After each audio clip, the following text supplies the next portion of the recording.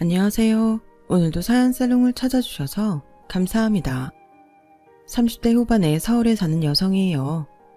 얼마 전 유튜브를 보는데 절대 결혼해서는 안 되는 사람 중에 양다리 걸치는 사람이 나오더라고요.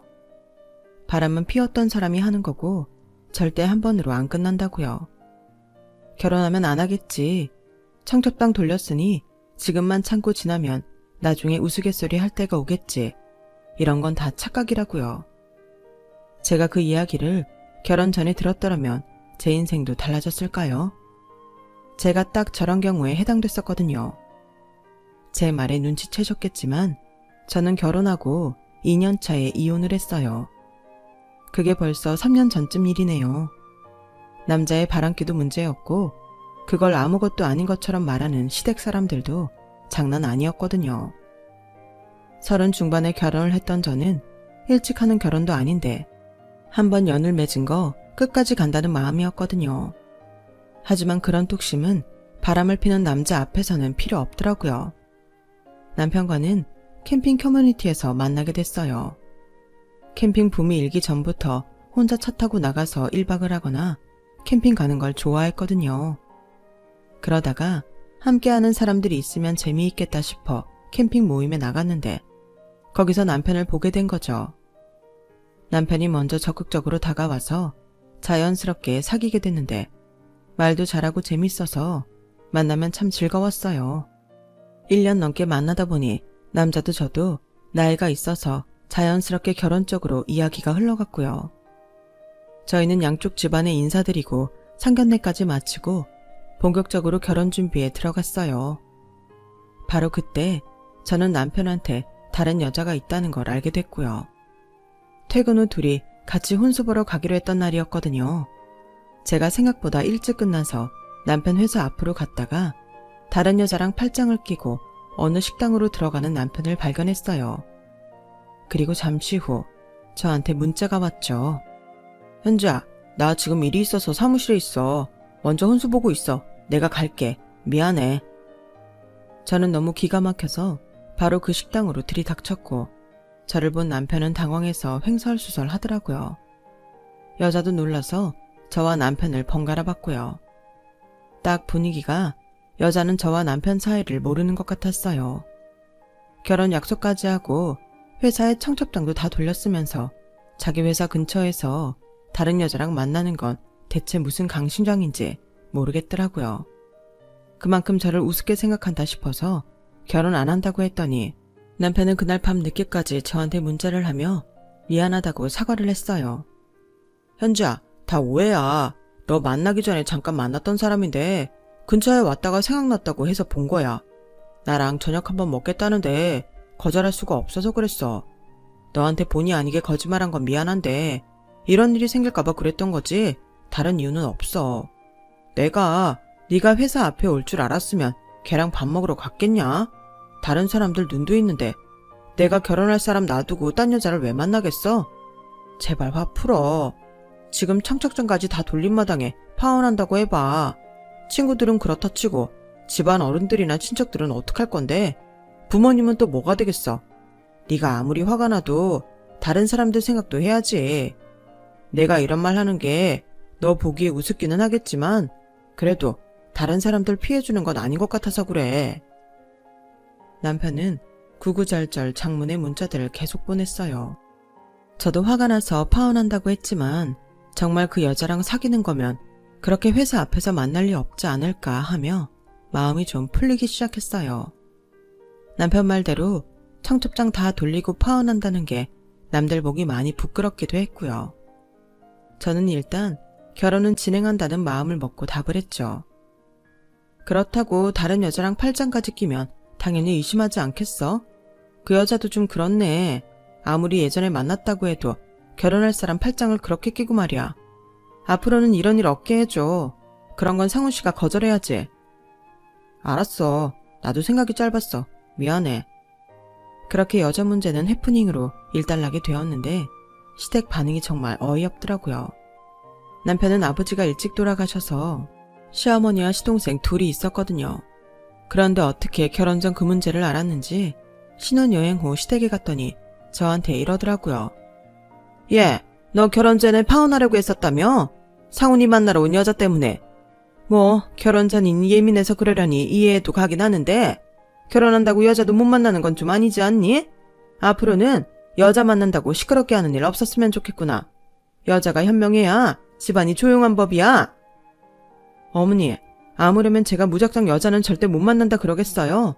상훈 씨랑 팔짱까지 끼고 다정하게 식사하러 들어가면서 저한테 거짓말 문자를 보내니 저로서는 의심할 수밖에 없었어요.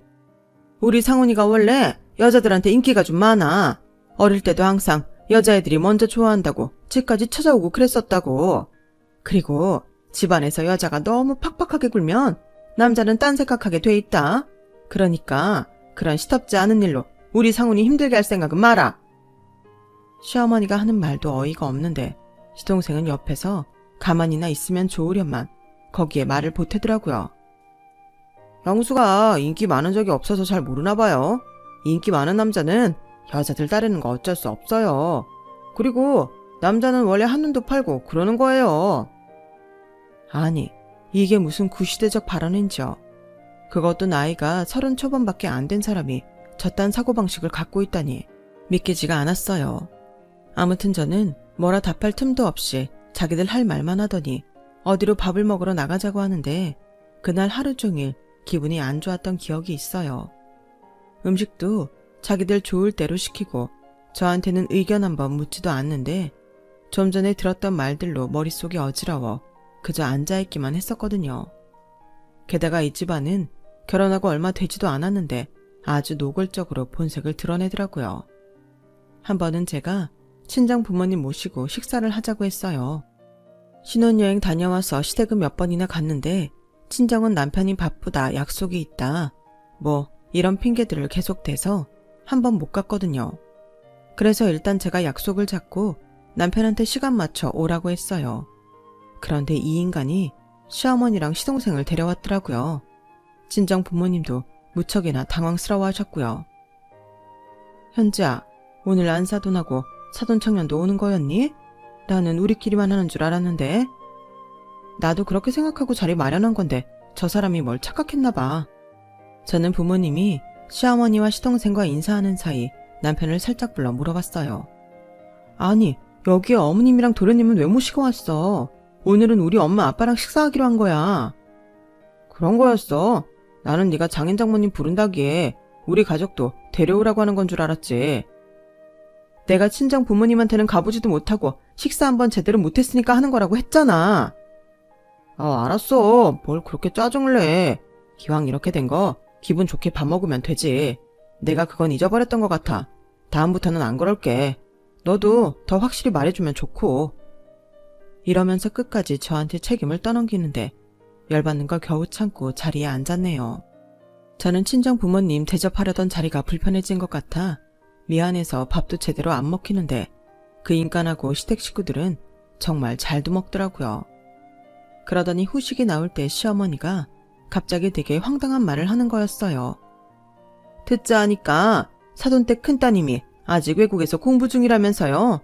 뭔 박사를 딴다고 했죠? 예, 남편하고 같이 공부하고 있어요. 요즘 제일 힘들 때라고 하더라고요. 엄마가 돼서 가보지도 못하고 짠하기만 하네요. 사돈분들도 참 대단하세요. 여자애들을 뭘 그렇게 공부를 시키겠다고 박사까지 하게.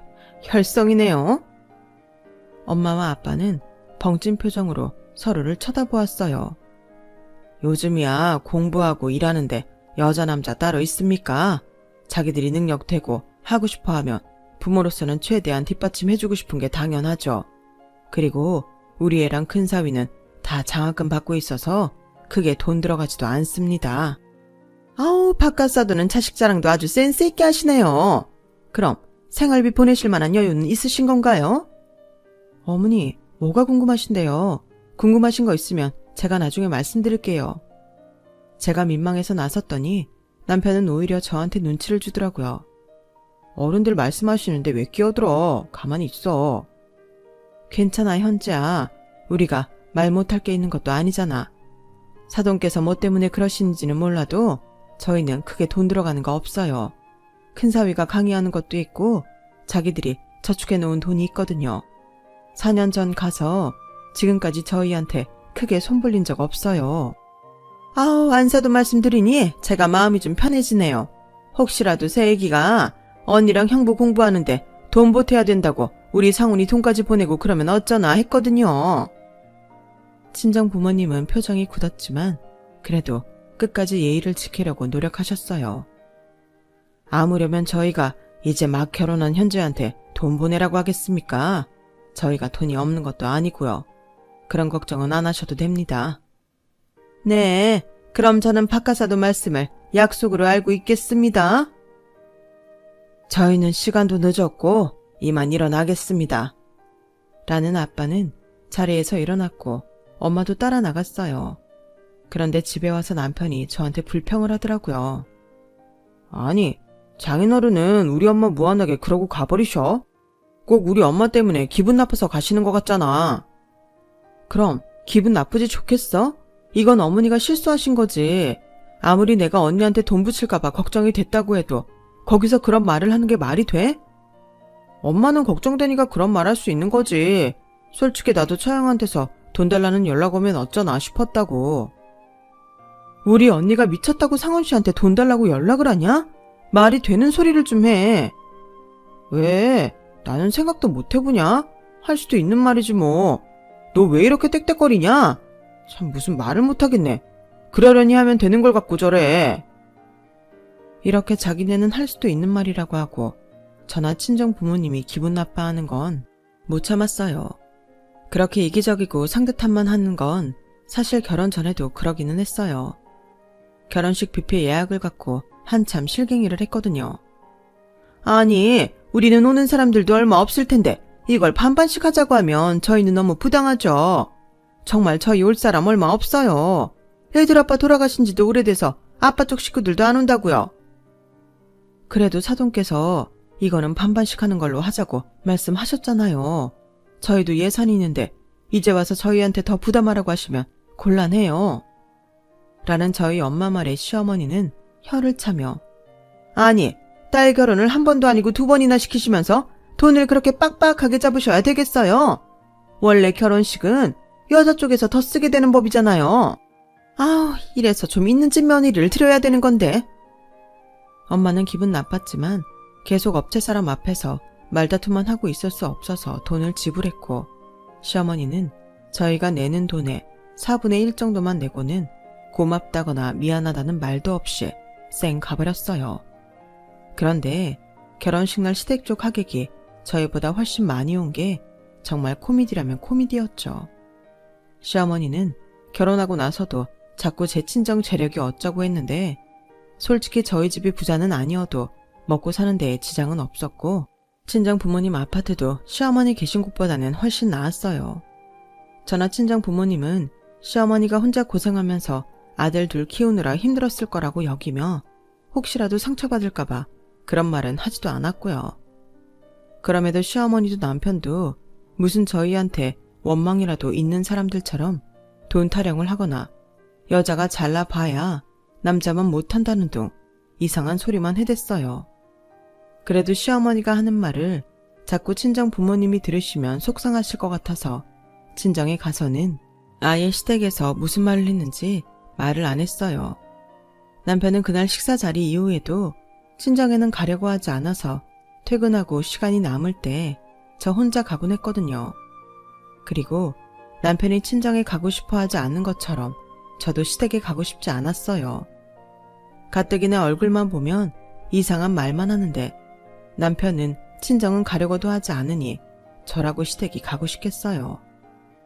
어느 날 퇴근하고 집에 오니 시어머니랑 시동생이 와서 남편하고 셋이 밥을 먹고 있더라고요. 원래 자기들 마음대로 하는 사람들이니 또 지들끼리 연락하고 만나나 보다 했거든요. 그런데 시어머니가 깜짝 놀랄 소리를 하는 거였어요. 예, 우리 여기 앞동으로 이사 오려고 하거든? 오늘 부동산에서 연락이 와서 앞동집 나온 거 보러 왔는데 참 괜찮더라고. 헌데 돈이 좀 모자란다.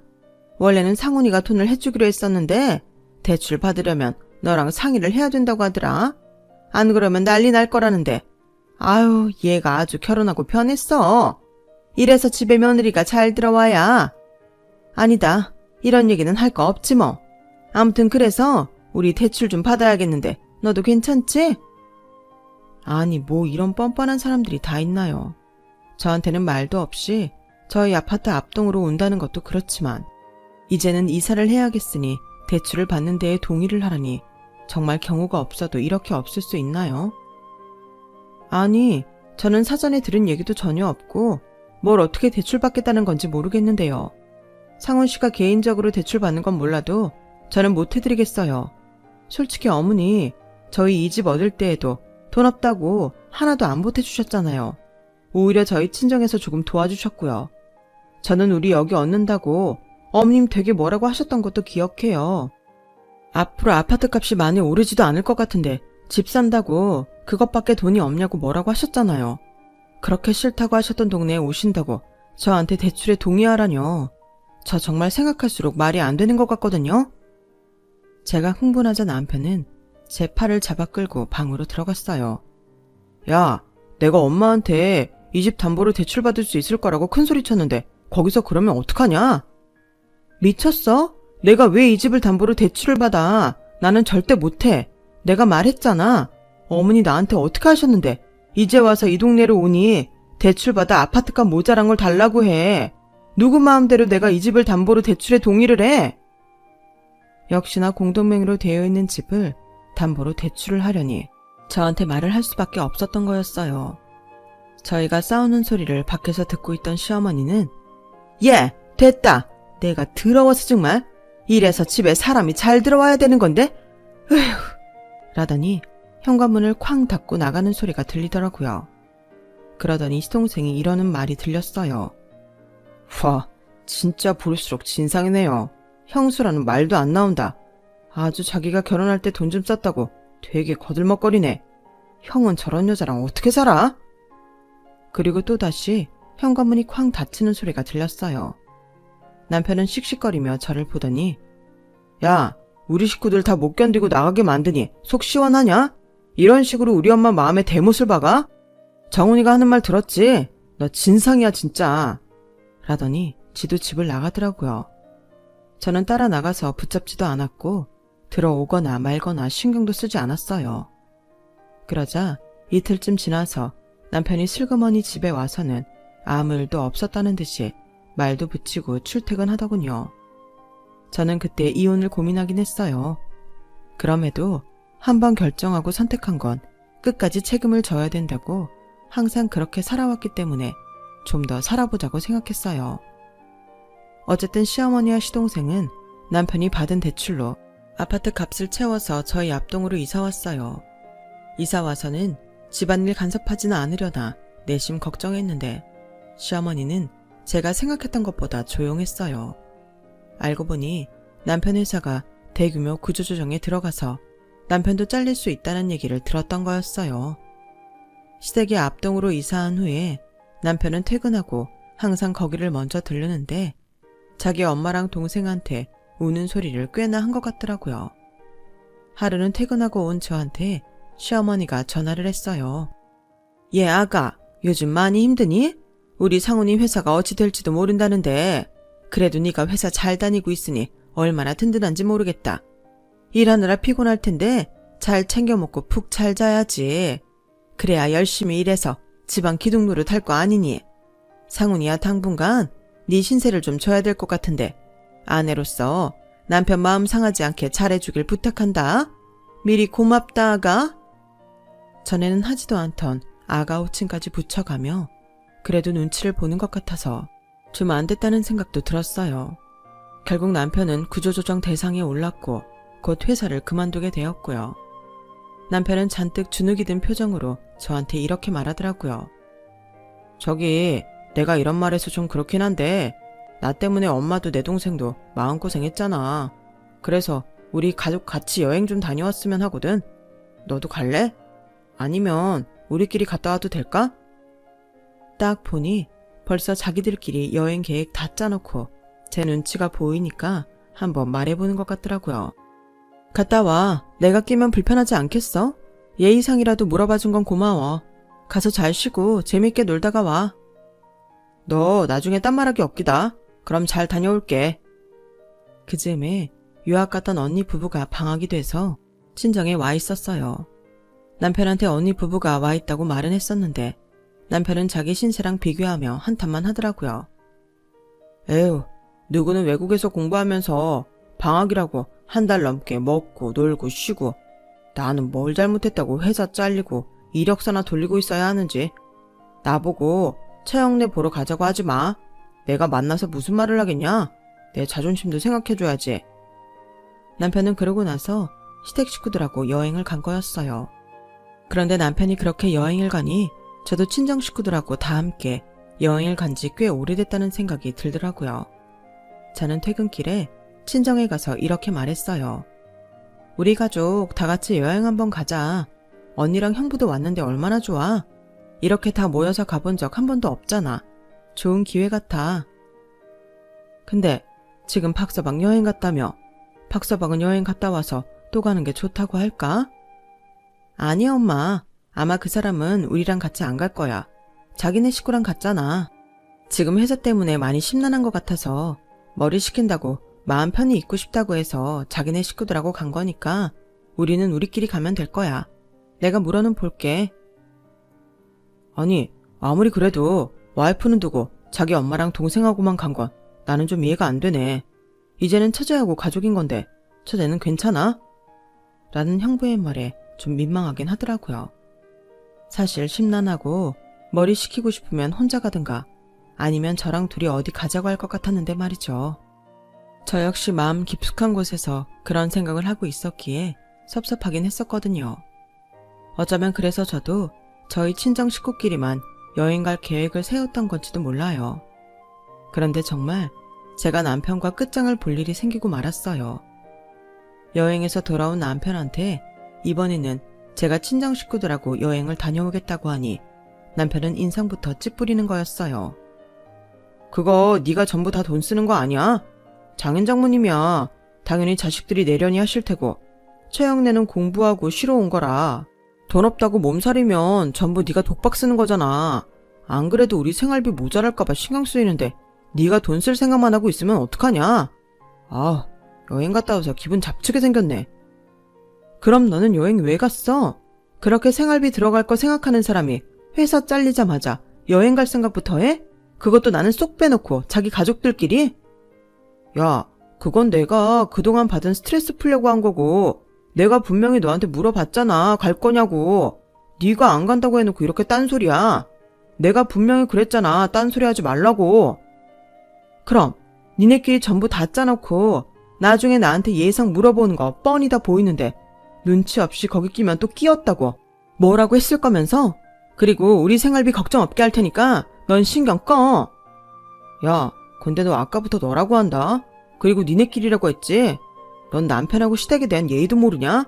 이제 내가 직장 없다고 바로 무시하는 거야. 너는 우리 친정에 뭘 그렇게 예의 지켰다고 나보고만 예의 지키래. 시끄럽고 나 우리 식구들이랑 여행 갔다 올 테니까 그렇게 알아. 그렇게 저는 가족끼리 여행을 떠나게 됐어요. 바닷가에 있는 제일 좋은 호텔에 제일 경치 좋은 방을 예약했더니 정말 다르긴 하더라고요. 이런 데에 돈 쓰라고 돈 버나 보다 싶을 만큼 바닷가 뷰도 좋고 침실도 굉장히 넓고 쾌적했어요. 사실 저는 신혼여행도 남편이 하도 돈 없다고 우는 소리를 해서 호텔도 레지던스급으로 갔었거든요. 지금 생각해보면 자기가 돈 내야 되니 한 푼이라도 아끼려고 어떻게든 비싼 데에 안 있으라고 했던 것 같아요. 신혼여행은 누구든 가장 좋은 곳에 예약해서 실컷 누리다가 오려고 하지 않나요? 이미 저에 대해서는 그 정도 마음밖에 안 되는 사람이었는데 저는 왜 그렇게 책임감을 가지려고 했나 모르겠어요. 게다가 하루 구경하고 밥 먹는 것도 전부 언니 부부가 돈을 써서 저는 돈 쓸 일도 없었어요. 제가 계산한다고 하면 언니는 제 손을 딱 잡고 아예 돈을 못 내게 하더라고요. 우리 여기서 펑펑 쓰다 가려고 넉넉히 가져왔어. 이 정도는 우리가 다 쓸 테니까 너는 재밌게 놀기만 해. 언니가 돼서 동생한테 돈 쓰게 하면 되겠니? 그래 처제. 가까운 데 있으면서 챙겨주지도 못하는데 이럴 때 한꺼번에 갚아야지. 걱정 말고 어머님 아버님하고 그냥 푹 쉬다가 가. 그렇게 언니 부부의 배려로 즐거운 시간을 보냈는데 문득 혼자 있을 남편 생각이 나긴 하더라고요.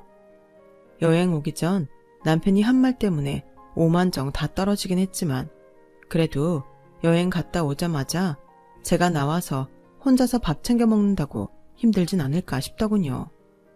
그래서 전화를 했는데 받지 않더라고요. 하긴 바로 앞동에 자기네 식구가 사는데 힘들면 엄마한테 가서 밥 얻어먹겠구나 하는 생각이 들었어요. 어쩌면 시댁에 가 있느라 전화를 못 받는지 모르겠다 하고 밥 잘 먹고 있냐는 문자만 남겼어요. 그리고 다음날 아침 조식을 먹고 나왔는데 언니 부부가 먼저 나갔는지 안 보이더라고요. 언니한테 전화를 해보니 바닷가 산책 중이라길래 저도 부모님과 같이 밖으로 나갔어요. 언니 부부를 찾느라 바닷가 여기저기를 돌아다니는데 저만치 바닷가에 있는 카페 앞이 시끌시끌 하더라고요. 무슨 일이 있나 보다 하고 무심하게 있는데 엄마가 이러시는 거였어요. 저기 쟤네 우리 애들 아니야? 어머, 저 사람 박서방 아니니? 맞는데 박서방이 왜 여기 있지? 그건 그렇고 왜 우리 큰사위가 작은사위 멱살을 잡고 있어? 저는 아빠 말에 놀라서 얼른 그쪽으로 뛰어갔어요. 아니나 다를까 형부가 남편을 금방이라도 칠 것처럼 붙잡고 있었고 남편은 어쩔 줄 몰라 하얗게 질려있더라고요. 언니는 팔짱을 끼고 웬 여자를 째려보고 있었고요. 언니, 형부, 이게 다 무슨 일이에요? 상훈 씨는 대체 왜 여기 있어? 뭐 하고 있었던 거야? 현지야, 너 여기로 여행 온 거였어? 나는 너 강원도로 가는 줄 알았지. 아우씨, 누가 부산에 올 줄 알았냐고. 그러자 형부는 남편의 얼굴에 주먹을 펑 날렸고 남편은 뒤로 나가 떨어졌어요. 그러자 언니가 붙잡고 있던 여자가 자지러지게 소리를 지르며 남편을 안아 일으키더라고요. 자기야, 괜찮아? 자기야, 어머 어떡해. 그제야 저는 그 여자를 알아봤어요. 바로 결혼 전 남편 회사 앞에서 남편의 팔짱을 끼고 음식점으로 들어가던 그 여자였어요. 야, 박상훈, 너 이 여자 계속 만나고 있었던 거야? 그랬어? 그래놓고 나랑 살면서 그렇게 내 속을 썩인 거야? 내 말에 여자는 아차 싶었는지 슬그머니 남편을 놓고는 꽁문이 빠져라 도망을 가버리더라고요. 이게 남의 귀한 딸 힘들게 하는 것도 모자라 바람까지 펴? 야, 이 짐승만도 못한 놈아! 엄마는 바로 남편의 머리채를 잡았고 우리 가족은 전부 남편을 둘러쌌어요. 야, 이 자식아, 네가 제정신이야? 회사도 잘린 자식이 지 마누라 놔두고 바람필 정신이 있어? 라는 아빠 말에 남편은 엄마한테 머리가 쥐어 뜯기면서도 죄송하다는 말을 안 하더라고요. 아니, 일단 저는 이렇게 될 줄 몰랐고 사실 제가 현지 때문에 얼마나 숨막혔는 줄 아세요? 현지만 잘했어도 저도 이러지 않죠. 그러자 이번에는 언니가 한마디 했어요. 와, 진짜 기가 막혀서 말이 안 나온다. 너 이런 놈이랑 어떻게 살았니? 저는 카페에 가서 무작정 물병을 들고 나와서 남편의 머리 위에 확 부어버렸어요. 그제야 남편도 친정 식구들도 멈춰서 저를 봤어요. 야, 네가 인간이냐? 결혼식 때도 지네 손님 없다고 우리 집에서 뷔페값 거진 다 물게 만들고 지들 친척 지인들 전부 우르르 와서 다 처먹고 갔으면서 신혼여행 때 돈 쓰는 것도 아까워서 레지던스 호텔에 예약한 새끼가 너야. 그래놓고 우리 언니네가 지한테 돈 달라고 할까봐 징징대고 니네 엄마 이사 온다고 대출받게 해달라고 징징대고 그래놓고도 네 입에서 그딴 말이 나와? 너 딱 걸렸어. 너 변호사 선임할 준비나 해. 남편은 잠시 멍하니 저를 보더니 제가 자리를 뜨려고 하자 얼른 저를 붙잡더라고요. 현지야, 잠깐만. 내가 설명할게. 내가 좀 전에는 너무 놀라서 그랬던 거고 다 설명할 수 있어. 뭘 설명해. 아까 저 여자가 너보고 자기야 하면서 붙잡았던 거 기억 안 나? 이런 니놈이 혼자 밥 챙겨 먹을까봐 전화까지 했던 내가 미친년이다. 나 너 가만 안 둬. 저는 먼저 앞장서서 자리를 떠났고 다른 가족들은 제 뒤를 따라왔어요. 아무리 가족이라도 너무 비참하고 창피하고 얼굴을 들 수가 없더라고요. 가족들 얼굴 볼 자신도 없었고요. 어쩌다가 저런 인간한테 반해서 결혼을 했는지 스스로가 너무나 한심했어요. 엄마는 그런 제 옆에 와서 가만히 어깨를 안아주셨어요. 괜찮아, 현지야. 살다 보면 사람마다 시련이 있기 마련인데 너한테는 저놈이 이기고 나갈 시련인 거야. 그리고 무조건 같이 살면서 그 시련을 이길 필요는 없어. 잘못된 건 지금부터 바로 잡으면 되는 거야. 사는데 도움 안 되는 것들은 떼어내 버리면 돼. 그래 현지야, 요즘 이혼하는 거 그렇게 큰 흠 아니다. 네가 힘들지는 모르겠지만 그것도 지나고 나면 다 약이 될 거야. 라는 엄마 아빠 말에 저는 그만 눈물을 터뜨렸고 언니 부부도 와서 저의 등을 쓰다듬어주며 위로했어요. 정말 죄송해요. 저 잘 사는 모습 보여드리고 싶었는데 가족들 실망시키고 싶지 않았는데 제가 저런 사람을 만날 거라고는 생각도 못했어요. 너 잘했어. 저런 놈하고 엮여서 1년 가까이 산 것만 해도 너는 정말 인내심 강하고 대단해. 처제, 내가 말하기 조심스럽지만 처제 잘못 아니잖아. 너무 자기 탓으로 돌리지 않았으면 좋겠어. 처제한테는 우리가 있잖아. 우리가 끝까지 응원할게. 라는 언니와 형부의 말이 너무나 고맙더라고요. 저는 집에 와서 아파트부터 부동산에 내놓고 짐을 싸서 친정 부모님 집으로 나와버렸어요. 알고 보니 그 자식은 저한테 걸렸던 그날 이후로도 그 여자를 계속 만났고 심지어 둘이서 저에 대해 뒷담화까지 했다는 사실을 알게 됐어요. 변호사 선임하고 이혼 서류를 준비하면서 알게 된 거였죠. 그 여자는 저랑 결혼한 걸 알면서도 스릴 있다며 남편을 계속 만났다나요? 게다가 여자는 저희 회사와 돈독한 거래처 회사원이었어요. 제가 남편 이혼 소송에 들어가며 그 회사에도 여자가 불륜을 저질렀다는 게 알려지게 됐고 여자는 회사에 더 있을 수 없어서 그만뒀다고 하더군요. 더 웃긴 건 그 여자가 결혼 준비 중이었다는 거였어요. 상대 남자도 화가 나서 헤어지고 결혼 준비하던 유학권 모두 여자한테 물게 했다고 하더라고요. 저는 그동안 남편과 시어머니의 몰상식한 행동들에 남편이 회사 잘리고도 상간녀와 여행 간 것까지 해서 이혼 소송에서 이길 수 있는 모든 걸 준비했어요. 그런데 어느 날 시어머니가 절 찾아왔더라고요. 얘, 있잖니. 너 한 번만 눈 감아주면 안 되겠어? 네가 화가 많이 난 건 알겠는데 그래도 남자는 저래야 남자야. 사돈들이 우리 상훈이가 다른 여자랑 있는 걸 봤다니 민망하긴 하다만 이런 건 옛날에 별일 아니었어. 다 그러고 살았어. 그러니까 너도 눈 딱 감고 한 번만 더 참아봐. 응? 저는요. 그놈도 문제지만 아줌마가 더 문제라고 생각해요. 100번 양보해서 그놈 참는다고 쳐도 아줌마는 못 참겠어요. 요즘이 어떤 세상인데 남편이 딴 여자랑 놀아나는 걸 참으라고 해요. 남자는 원래 그렇다고요. 여기 있는 사람들한테 물어보세요. 뭐라고 하나. 아줌마, 정신 차려요. 위자료 물어낼 준비나 하시라고요. 라며 제가 일어나는데 혼잣말로 이러는 거였어요. 아, 진짜. 아파트 얻는다고 빌린 돈도 못 갚게 생겼고 큰일 났네.